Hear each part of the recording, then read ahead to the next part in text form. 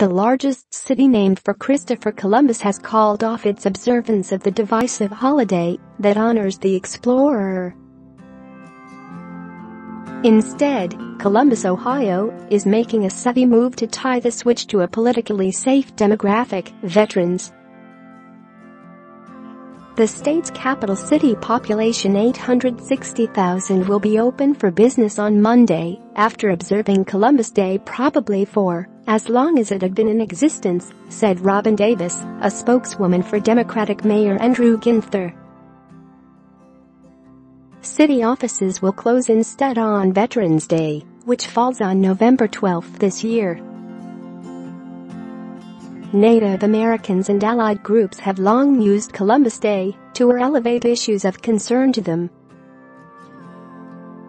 This includes a peaceful protest of prayers, speeches and traditional singing in 2016 at Columbus City Hall underneath the statue of the explorer that sits out front, to protest the Dakota Access Pipeline and to urge Ohio to support more renewable energy.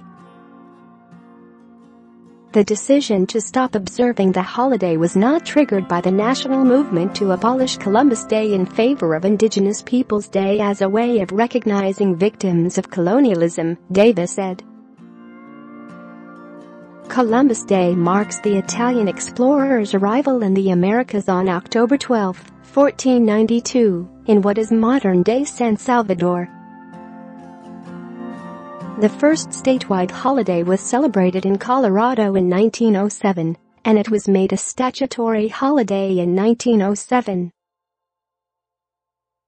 In April 1934, then-President Franklin Delano Roosevelt proclaimed October 12, or Columbus Day, a federal holiday. Share this article. Share in 1971, Columbus Day was moved to the second Monday of October. Celebrations vary from large parades to non-observance. New York City has the largest Columbus Day parade, with more than 35,000 marchers and 1 million spectators. Alaska, Florida, Hawaii, Oregon, South Dakota and Vermont do not recognize Columbus Day, and either recognize other holidays or practice non-observance. In California and Texas, the day is a legal holiday, but not a paid holiday for government workers. Berkeley, California, became the first city to rename Columbus Day as Indigenous Peoples Day in 1992. Several other cities have followed suit, including, but not limited to, Los Angeles, Salt Lake City, Utah, Austin, Texas, and Seattle, Washington. We have a number of veterans who work for the city, and there are so many here in Columbus, Davis said. We thought it was important to honor them with that day off. She also added that the city doesn't have the budget to give its 8,500 employees both days off.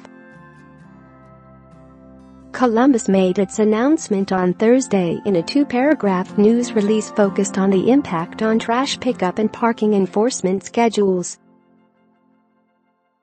In that way, it avoided much of the consternation that has taken place elsewhere around the holiday.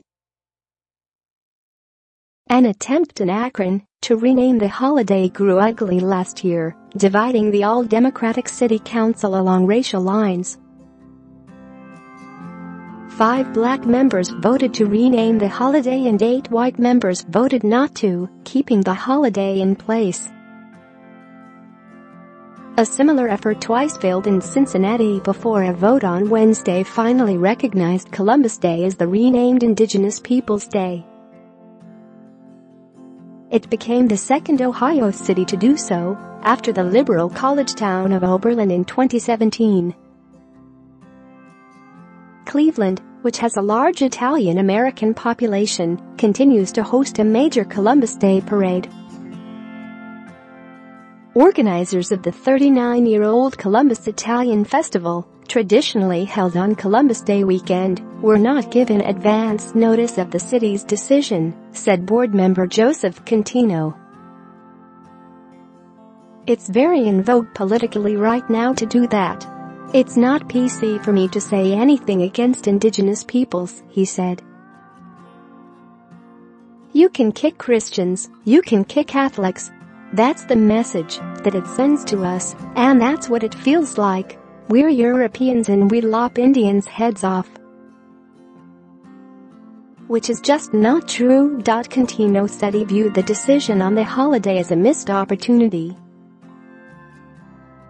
"If you're mayor of a city and its name is Columbus, why wouldn't you capitalize on that?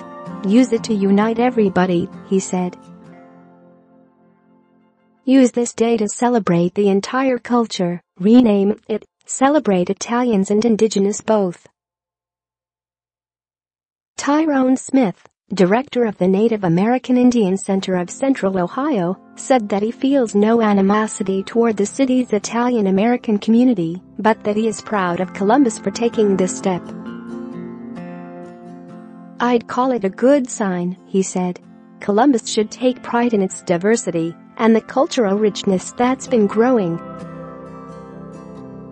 This is another feather in the city of Columbus's cap,"